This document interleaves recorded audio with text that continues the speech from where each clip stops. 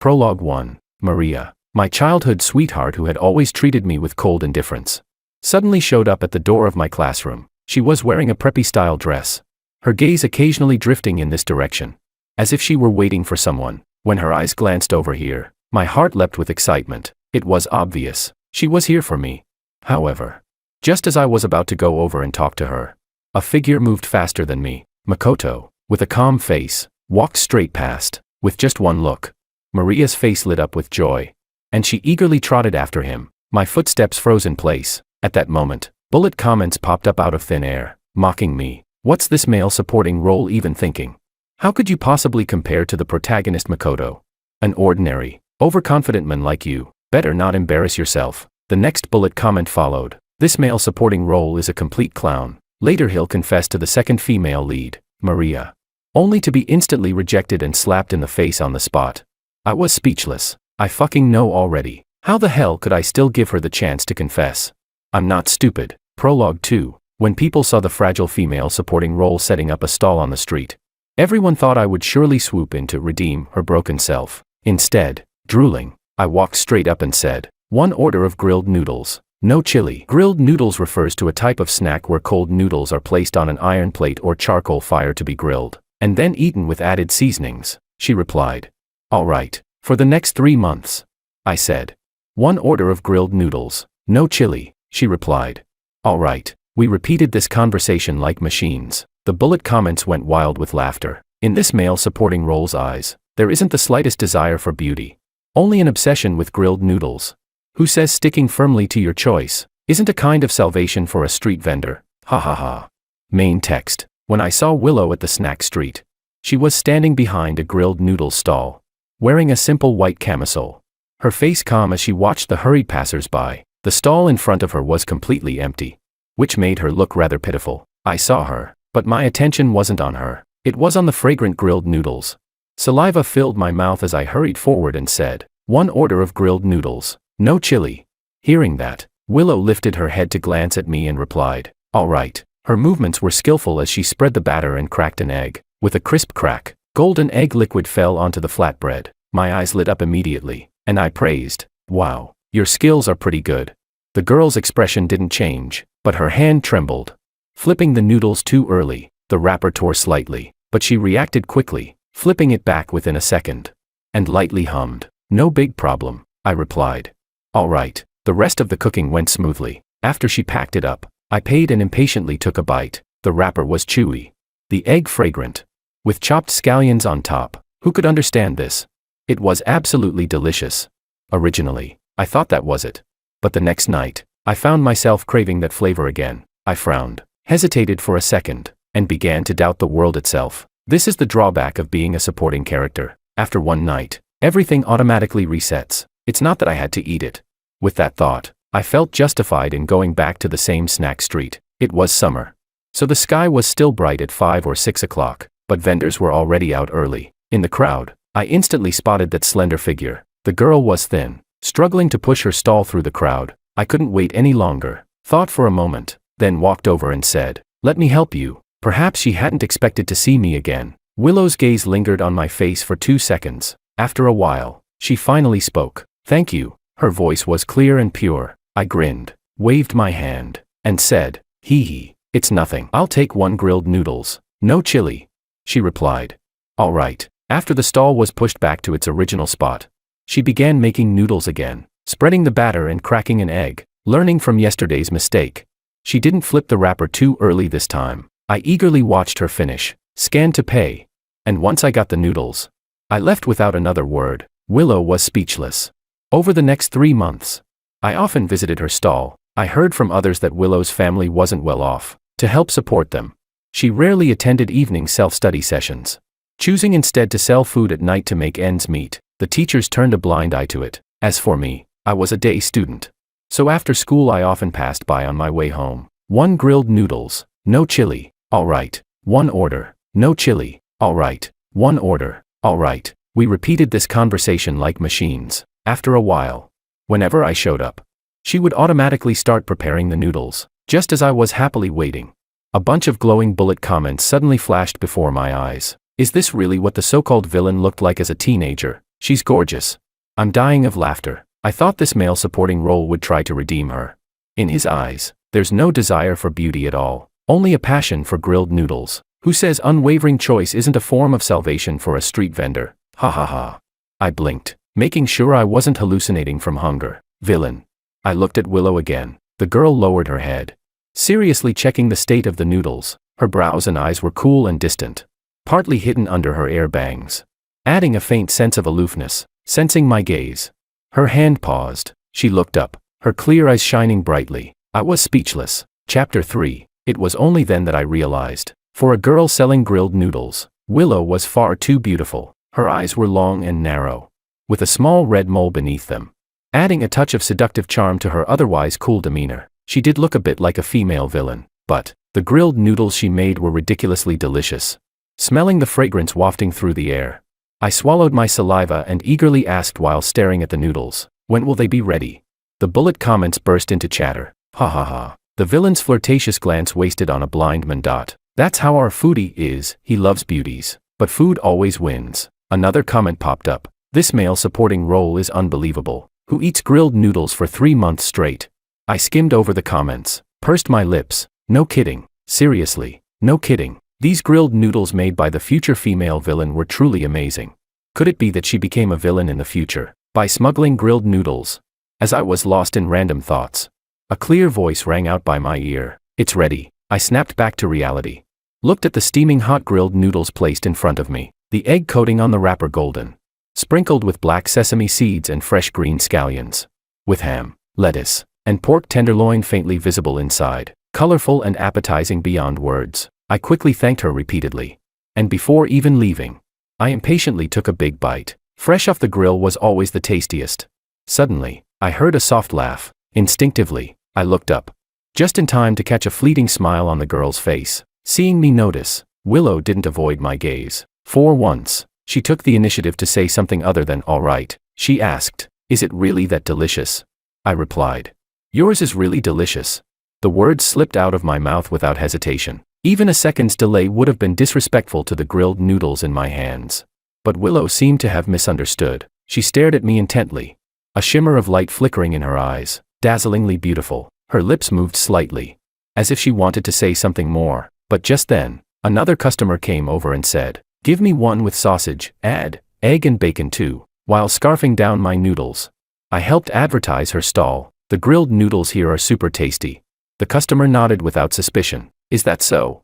Seeing that there were already people at her stall, other passers-by also gathered over. Gradually, more and more customers came to buy. Satisfied, I retreated. Mission accomplished. But I didn't notice. The girl busy spreading the batter looked up again, only to find that I had disappeared into the crowd. Her gaze dimmed quietly. Chapter 4. I didn't take the matter to heart. The next day, I went to school as usual. During a break, I went to get some water and happened to run into Willow. I thought for a moment and pretended not to recognize her. After all, when she sold grilled noodles outside, she always wore a mask. Surely she didn't want her classmates to recognize her at school. So, I walked past her naturally. But Willow's steps faltered slightly. Bullet comments flashed in front of me again. Did Willow just want to say something?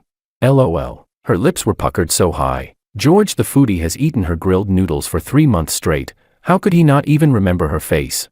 But it doesn't matter anyway. After all, he's just an insignificant male supporting role. I ignored the bullet comments. The day went by quickly, and it was my turn for classroom duty. It was supposed to be me and my deskmate together, but when class ended, I looked around only to see my deskmate Makoto walking out. I instinctively stepped forward to stop him. "Hey man, today's our duty shift, did you forget?" Hearing that, Makoto paused briefly, cast me a cold glance, and said indifferently, "I've got something else to do, I'll leave it to you." With that, he hurried away. I subconsciously wanted to refuse, but before the words could leave my mouth, my gaze froze. Outside the classroom door, a familiar figure appeared in my sight. It was Maria, my childhood friend whom I had grown up with. She wore a preppy-style dress, and just by standing there casually, she carried an otherworldly air. Beside her stood several other girls, whispering about something, but all their eyes drifted this way, as if they were waiting for someone. When her gaze floated over here, my heart raced with excitement and nervousness. Was she here, to find me? My heartbeat quickened inexplicably. I was just about to walk over, but a figure moved faster. Makoto strode forward with a calm face. Maria's eyes lit up instantly. And she waved her hand. Makoto. My footsteps froze on the spot. At that moment, bullet comments mocked me again. What's this male supporting role even thinking? How could you compare to the protagonist Makoto? Just a background character. Better not humiliate yourself. Oh, now I remember. This male supporting role does have a bit of screen time. He's the second female lead's childhood friend, but not much. She'll reject him in seconds. Can't wait to see the second female lead humiliate her overconfident childhood friend. I was speechless. I fucking know already. How the hell could I still give her the chance to confess? I'm not stupid. Chapter 5. Not far away.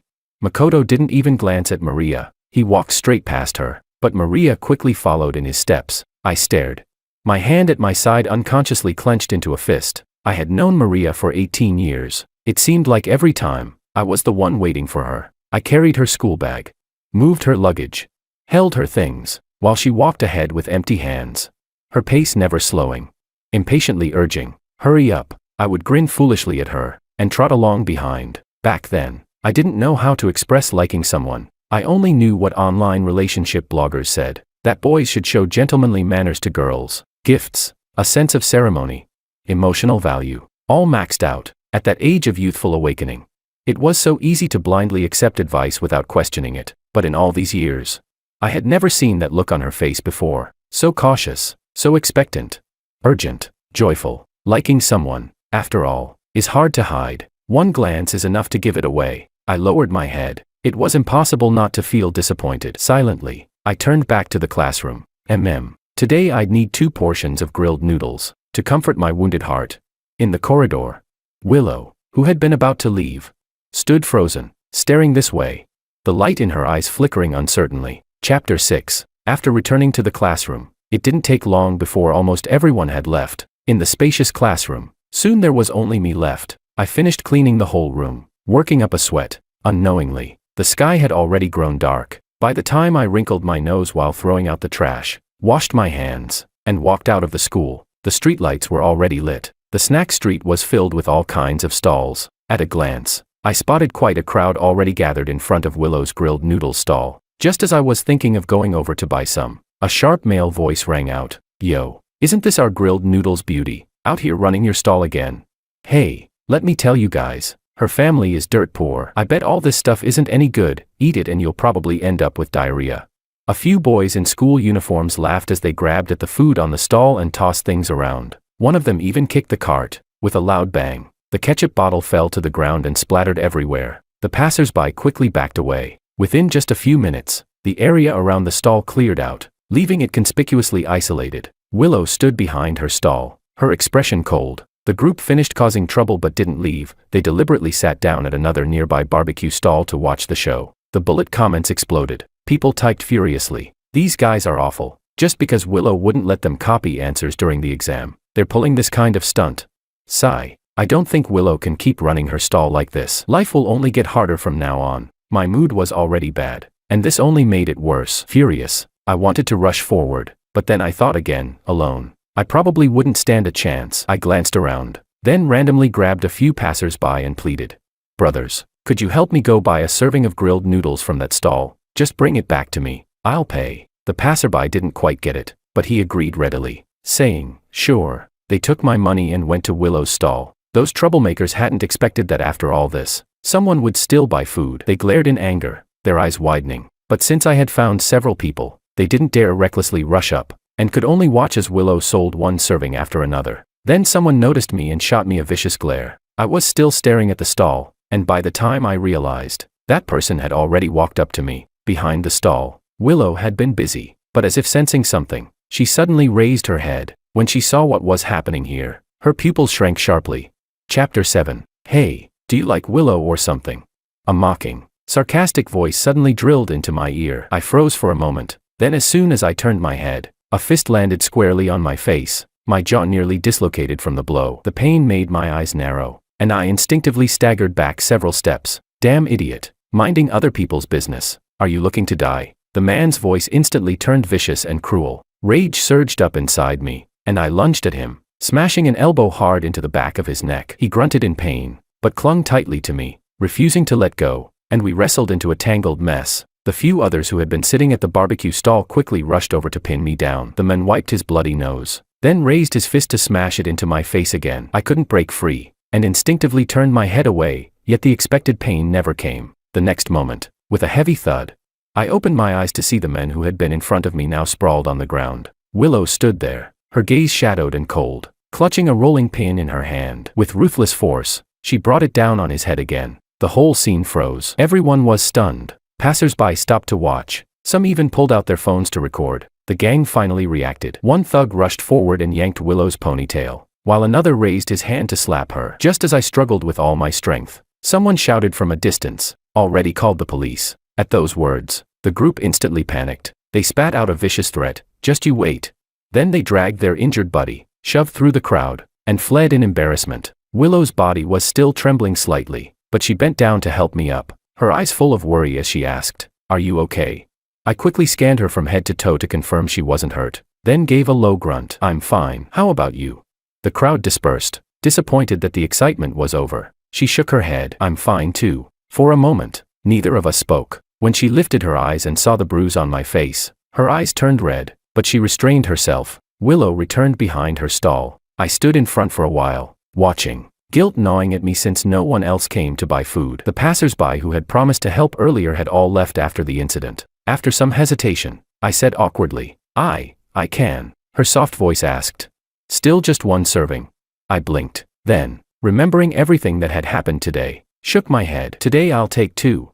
She replied, "All right." Maybe it was just my imagination, but as Willow prepared the second serving, it seemed as if a dark cloud hung over her expression. Absent-mindedly, she added chili peppers. I watched as she brushed layer after layer of chili sauce over the noodles. Thinking she was upset from being harassed, I held back from saying anything. It wasn't a big deal. At worst, I'd just drink a few extra bottles of water. 10 minutes later, the 2 servings were ready. Willow handed them to me. I paid and reached out to take them, but just before they reached my hands, her movement paused. She bit her lip and suddenly said, "Senior year isn't the time for romance." I looked completely dumbfounded. What the hell was she babbling about?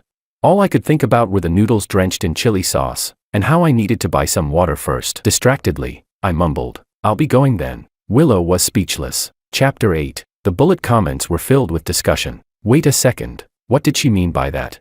Probably just sympathy in misfortune. She likes the male lead, but he doesn't like her. The male supporting role likes the childhood friend, the second female lead, but she doesn't like him. Both of them are loveless. There were also comments like, am I the only one who feels like something's off? I ignored the bullet comments. First, I ate the portion of grilled noodles without chili, then forced myself to finish the spicy one as well. Even though I drank a lot of water, I really wasn't good with spicy food. The next day, after a night's sleep, my throat was completely hoarse, and it still hadn't recovered when I went to school. David. I tried calling a few times, but barely any sound came out. It was break time. The guy in front laughed so hard he nearly fell out of his chair, teasing me. "George, what did you do?"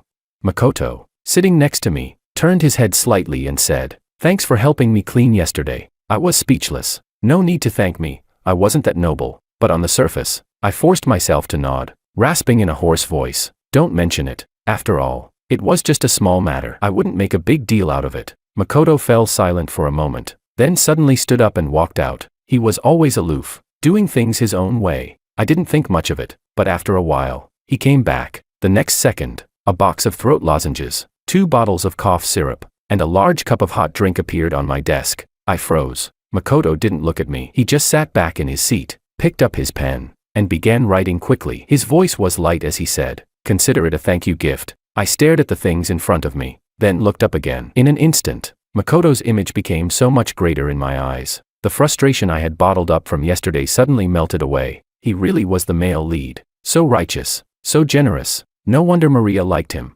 Chapter 9. The bullet comments were filled with discussion. "Whoa, our male lead is so kind. Even to a male supporting role. Truly worthy of being the male lead." Another comment said, "Why is the male supporting role staring at the male lead like that? Don't tell me he's jealous of him."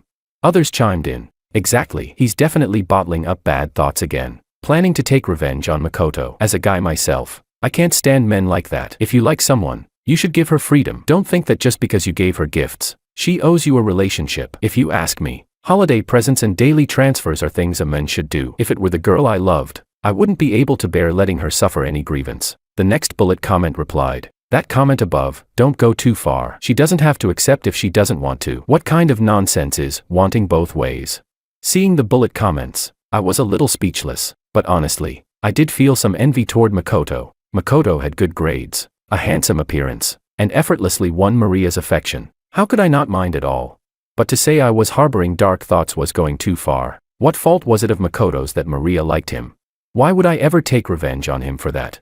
Besides, Maria wasn't the only girl in the world. Couldn't I just like someone else? Once I thought it through, a sense of relief washed over me. The last class of the day was PE. When class ended, I was just about to step out of the school gates when bullet comments suddenly appeared in front of me. The male lead is about to be tricked into the equipment room and bullied, and as a result, he'll miss the chance to see his grandfather one last time. Whoa. These past few days the male lead has been rushing off in such a hurry, all because he was going to the hospital to visit his sick grandfather. Sigh. By the time the male lead gets there, it's already too late. I stared intently at the bullet comments in front of me. Wasn't the male lead none other than my deskmate Makoto? My steps faltered for just a moment, and without much thought, I turned around and ran back into the school. Chapter 10. The bullet comments popped up. Why did the male supporting role suddenly turn back? Wasn't he supposed to go eat grilled noodles at this time? Maybe he forgot something and went back to get it. That's very possible. I didn't have time to keep watching the bullet comments. Afraid I would be too late, I ran straight toward the equipment room, but at a glance, I didn't see Makoto anywhere. Was he already inside? The sun had just set, and dark clouds gathered across the distant sky. It looked like rain was coming any moment. Without thinking further, I rushed to the equipment room. I ran too fast. When I reached the steps, I lost my footing and slipped, tumbling down hard, flat on my back. Pain shot through my knee and ankle so sharply that I couldn't recover for a long time. Sticky blood trickled down from my knee. Now that I was closer, I faintly heard Makoto's trembling voice from inside. Is anyone out there? Yes, I croaked. I forced my hoarse throat to shout back, but it sounded eerie and frightening. Inside, it went quiet for a moment. Then a hesitant voice asked, George, is that you? I nodded, then realized he couldn't see me. Feeling foolish, I forced myself up and limped over to pull open the equipment room door. As the door swung open, a strong smell of plastic and earth rushed out. I looked up to see Makoto crouched in the corner. Hearing the noise, he lifted his head. That was when I realized how pale his face was. Cold sweat dripping from his temple as if he were enduring some great pain. The bullet comments came again. The male lead has claustrophobia. No wonder he looks so bad. Poor male lead. But it's okay. The bright sunshine heroine is about to arrive. Wow. The male supporting role really came to help the male lead. He's actually not a bad guy after all. Claustrophobia. I frowned, limping toward Makoto and asked tentatively, Are you okay? He forced a weak smile. I'm fine, thank you. With that, he struggled to his feet, staggering toward the door. I knew he was heading to see his grandfather, so I didn't stop him. Just then, hurried footsteps echoed from afar, more than one pair. Two girls appeared at the entrance of the equipment room. One I had never seen before, but she was stunningly beautiful. That must have been Freya, the female lead mentioned in the bullet comments. The other was someone I knew well, Maria. Both of them spoke at almost the same time. Makoto, are you okay?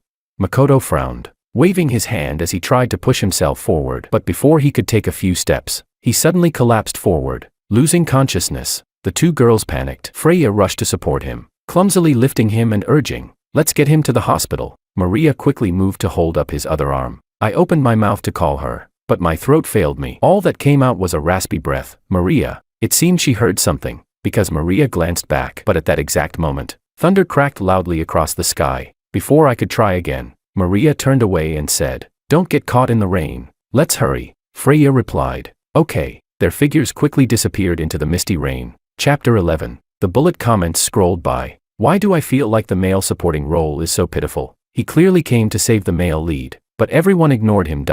Well, that's how it is. He's not the protagonist, so he doesn't have the protagonist's halo. Another bullet comment said, I bet Willow will hear the news and rush to the hospital to see the male lead too. Today George probably won't get to eat any grilled noodles. I hadn't felt sad at first, but when I saw that last comment, I suddenly couldn't hold it in. Was I really that miserable? The last trace of daylight was swallowed by the night. The entire equipment room sank into darkness. Raindrops drifted in, carrying a bone-chilling cold. I hadn't brought an umbrella. With a sigh, I limped into the rain. The water hit me hard, icy and uncomfortable. I headed toward the school gates, but my injured leg made every step slow and painful. Yet, inexplicably, After walking out the gates, I didn't go home right away. Instead, I went to the snack street. Because of the rain, there were very few pedestrians. The scattered food stalls looked dim and lonely. At a glance, I didn't see the familiar stall. My heart sank, as if something had clogged it up. As expected, there would be no grilled noodles for me today. Lowering my head in disappointment, I was about to turn and leave when suddenly I heard the sound of urgent footsteps, not from ahead, but from behind. I turned back cautiously, but when I saw who it was, I froze. Chapter 12. Within just a few minutes, the anxious face of a girl appeared before my eyes. Caught off guard, our gazes collided. In confusion, I said, "Willow." I opened my mouth slightly, looking at the girl in front of me with some surprise. Shouldn't she be at the hospital at this time? Before I could think further, Willow strode quickly toward me. She looked as if she had run all the way. Her long hair was already soaked by the rain. Behind her, the streetlights glowed one after another. Before I could take a closer look, she shoved an umbrella into my hands. Her eyes looked a little tense as she asked, "Was it those guys from last time who came after you again? I just saw you limping." I stared at her blankly, taking quite a while before coming back to my senses. I shook my head and said, No, why are you here?" At my words, the girl froze, staring straight at me. After a long pause, she finally spoke, her voice carrying a faint hint of grievance as she asked, "Why didn't you come to buy grilled noodles? I've been waiting for you for so long." The moment I heard that, my heart trembled slightly. Did that mean she was waiting for me? My heartbeat skipped for a moment. Looking around awkwardly, I asked, "Where's your stall?" She replied, "There were plenty of open spots today, so I found a good one." But then it started raining. She pointed into the distance. Following the direction of her finger, I finally noticed she had changed her location, right at the entrance of the street. Usually, the foot traffic there was heavy. It was a great spot. Unfortunately, it rained. I felt a pang of regret for her, but after thinking a bit, I still told her, "By the way, Makoto seems to be sick." But before I could finish, Willow interrupted, asking, "What happened to your voice?" At that, I looked at her helplessly. The bullet comments burst out. Ha ha ha. Willow's face full of concern. If only she knew she's the culprit. If it weren't for her super spicy grilled noodles, the male supporting role wouldn't have lost his voice today. Another comment said, but Willow abandoned her stall and deliberately ran back to school to look for the male supporting role. Although she didn't catch him, she was truly worried that the male supporting role wouldn't come to buy her grilled noodles. Ha ha ha. The next bullet comment said, "Are you serious with your comment above? You're really impossible to reason with." Willow, not understanding, seemed to think of something. Her eyes dimmed slightly, then she lowered her gaze and glanced down at me. In a quiet voice, she asked, "Did you hurt your leg? Let me take you to the hospital." I was speechless. If you want to go to the hospital to see Makoto, just say it directly. Why beat around the bush? But I didn't expose her. At least she was willing to help me. So I simply nodded and said, Chapter 13. What I didn't know was that, over at the hospital, after Makoto regained consciousness, something suddenly came to his mind. He turned his head toward Maria and asked, "Maria, do you know George?" Caught off guard by the sudden mention of George, Maria instinctively distanced herself, replying, "Not really. He's just a neighbor." Hearing this, Makoto didn't think much of it. He only frowned slightly and said, "Just now, George rushed over to help me, but it looked like he fell. It seemed serious. He was limping. I don't know if he made it back yet. Since you're his neighbor, could you check on him for me?" George fell. Maria's brows knitted together, but she quickly replied, "He's tough. I'm sure he's fine. You didn't look well just now. I'll go buy you something to eat." With that, she turned and walked toward the hospital's small convenience store. But after only a few steps, something unusual happened. Maria's footsteps paused. She suddenly remembered, when she was little, every time she fell, as long as she looked back with teary eyes, she would see George's panicked expression. Even if she could stand up right away, he would insist on taking her to the hospital for a checkup. She had no romantic feelings for George, but she had always taken it for granted. But now, just before leaving the equipment room, she thought she had heard someone call her name. At that time, she had turned back, but hadn't seen anyone. Maybe it was because all her attention had been on Makoto. Thinking back now, it was very likely that George had been calling her. The thought made her feel strangely conflicted, but soon, she forced herself to clarity. She thought, George is a grown man. What's a little injury? Pitying a man only brings bad luck for life. With that thought, Maria lifted her foot and continued toward the small store. But after just a few more steps, she suddenly met my eyes head-on. Seeing who was beside me, her gaze wavered slightly. Chapter 14. My right hand was resting on Willow's shoulder. Though her figure was slender, she still supported me as we slowly walked forward. At first, Willow didn't notice Maria. When she saw me stop, She thought it was from pain. Her brows furrowed slightly as she asked, "Can't walk anymore? Should I go find a wheelchair for you?" When I didn't respond, Willow sensed something was off. She turned her head and immediately caught sight of Maria staring at me. Seeing her, Willow's gaze shifted several times, but in the end, she said nothing. I wasn't surprised to run into Maria at the hospital. After all, I'd seen them heading this way earlier. I broke the silence first, asking, "Is Makoto doing better?" Perhaps not expecting me to mention Makoto on my own, Maria's eyes flickered. Her gaze lowered to my knee, where rainwater mixed with streaks of blood, and her expression grew complicated. Pressing her lips together, she finally said, "He's fine. He's with his grandfather." I smiled and replied, "That's good." A weight lifted from my chest. It seemed I had made it in time. My worries hadn't been in vain. Asking a classmate to check on Makoto had, by coincidence, given them the news earlier. After my words fell, silence returned once more. I glanced at Willow from the corner of my eye, wondering to myself, was she planning to go see Makoto too?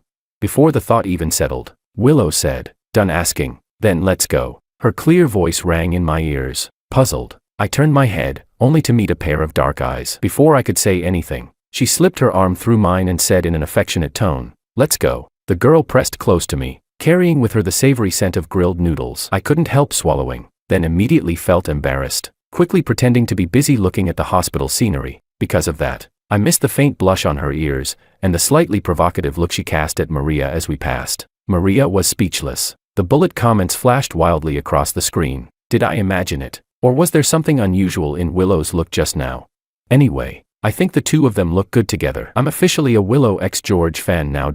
Honestly, Maria is such an ungrateful brat. Even if she only saw George as her childhood friend, she shouldn't be so indifferent when he's taken such good care of her. But since her eyes are only for the male lead, it's her loss if she misses out on the childhood friend's love. Seeing the bullet comments, my heart stirred. I subconsciously turned my head to look at Willow. Her features were delicate, beautiful, with a pure and refined grace. Her gaze remained fixed forward. What a joke. How could she possibly like me?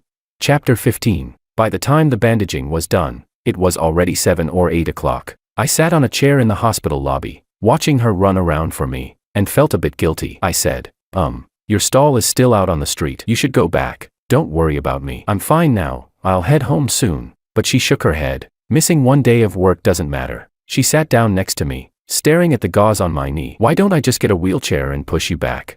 I quickly waved my hand. No need. I already called my dad. He'll come pick me up. You should go take care of your business," she said softly. "All right," she agreed, but didn't leave. I waited for a while, but still didn't see her get up. Confused, I glanced at her. Willow was watching me. When she realized I'd caught her, she turned her head away and covered her lips with a hand, coughing lightly in embarrassment. She said awkwardly, "I'll wait until your dad gets here before I leave." I laughed. "Look at you. I'm a tough guy. All skin and bones. It's just a fall. Do you really need to worry this much?" But she countered, "So men don't need to be cared for. Men get hurt too. Men need a sense of security too. Everyone has flesh and blood. Why should men's feelings be ignored?" I was momentarily speechless, my heart pounding wildly. Chapter 16. After that night, my relationship with Willow advanced rapidly. After school, I eagerly went to her stall. "1 serving of grilled noodles. No chili." "Got it," Willow answered as usual, but when I received it, I weighed it in my hands and suddenly felt it was unusually heavy. Looking down, I realized the noodles were a double portion, and the ingredients inside were doubled too. There weren't many customers at the stall. When she saw I wasn't eating, Willow frowned slightly. "What's wrong?" Hearing her voice, I came back to my senses, looking at the grilled noodles in my hands, then at Willow. I couldn't hold it in anymore and asked, "Should I pay you for 2 servings? For a moment, Willow froze, her expression blank. After a pause, she forced out, "No need." My hand slipped today. I added too much. The bullet comments scrolled by. Ha ha ha. The villainess is finally expressing her feelings in such a subtle way, but this clueless foodie didn't get it at all. Who on earth accidentally doubles the portion? She can't hide her feelings anymore. The next one read. The male supporting role doesn't talk, he'll just insist on paying. I saw her cheeks flush crimson, and my heart suddenly pounded fast, my breathing quickening with it. I said, "Thank you, I really like it." "Speaking of what I like, would you be willing to?" The next second, she blurted out, Yes, I like you too." The snack street was crowded and noisy, but in that instant, it felt as if time had stopped. I stared blankly upward, meeting her earnest eyes across the stall, and then, boom. It was as if fireworks exploded in my mind. Chapter 17. I was almost at a loss, But seeing my expression, she chuckled and said, "Hurry up and eat, or it'll get cold." "All right," I replied. I picked up a piece and put it in my mouth, chewing. One bite, then I glanced at her, another bite, then I looked at her again. Willow noticed, and the smile at the corner of her lips deepened. She asked, "Want another serving? Free for my boyfriend." Since childhood, I was never the type to take advantage. Without hesitation, I pulled out 200 yuan and said, "No need, I've got money, I can cover your whole stall." Willow laughed. "All right then." The bullet comments flared up. "Ahahaha. Spread the word, the villainess was bought for 200 yuan. Not gonna lie, even if the plot is a little different from the original, I love this. The male supporting role and the villainess actually look good together." Another comment said, "Was the villainess supposed to like the male lead? Why is she suddenly into the male supporting role?" Dazed, I stared at the bullet comments, feeling like I was dreaming. I actually ended up with the villainess. But whether she was a villainess or not didn't matter. In my world, only Willow mattered. Chapter 18. After getting together with Willow, our daily lives didn't change much. With the college entrance exams approaching, she temporarily gave up her stall to focus on studying. I couldn't eat grilled noodles anymore, but I refused to eat from other stalls, so I studied with her instead. Sometimes, when Willow had time, she would cook at home and bring the food to me. What used to be for everyone became something only for me. I happily munched away. Willow rested her chin on one hand, leisurely watching me, her gaze soft as water. "Eat slowly, there's still more." Swallowing, I asked, "How much more?" Her eyes sparkled with amusement as she said, "As much as you can eat, there will be that much." Chapter 19. Later, the college entrance exams ended. I was admitted to University A. Although Willow didn't get into University A, she was accepted into a good school in the same city as mine. I made a point to ask around and found out Makoto had gone south, and Maria had also gone to study there. When I mentioned this, I couldn't help but watch Willow's expression, and tentatively asked, "Willow, do you know Makoto?" "I should tell you, he was quite the star at our school," she replied. Turning her head, as if knowing what I was thinking. She didn't hide anything. "He helped me once before. If he ever needs my help, I'll return the favor." But I can distinguish between gratitude and love. Gratitude is basic decency, but it never means offering myself in return. Her expression was serious as she spoke, her clear gaze falling straight on me. Then, suddenly standing on tiptoe, she kissed me. "He's a good person, but so are you. You're kind, brave, and sincere. Don't belittle yourself." My heart trembled. Staring at her in a daze, I suddenly smiled knowingly, lowered my head, and kissed her lips. "Thank you." After the kiss, I pinched her cheek and was about to leave, but she hooked her arm around my neck. Her voice turned alluring as she whispered, "Something just passed over my lips. I didn't see clearly." "Do it again." The bullet comments went wild. "Ah, too sweet. I'm waving the flag for the grilled noodles couple. I'm a premium member. Let me watch first. I want the full process."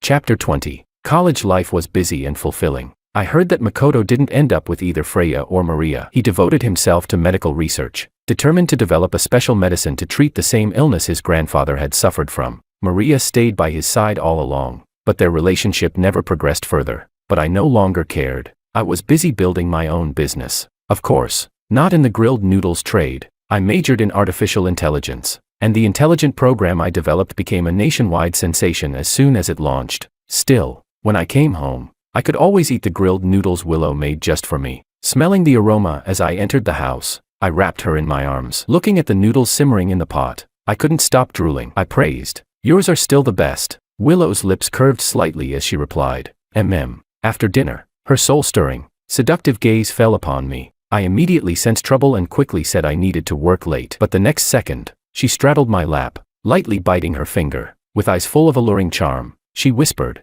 "You're full. Now it's my turn to eat." Life was simple and ordinary, yet it was the very dream Willow had once longed for endlessly. A life she thought she could never reach.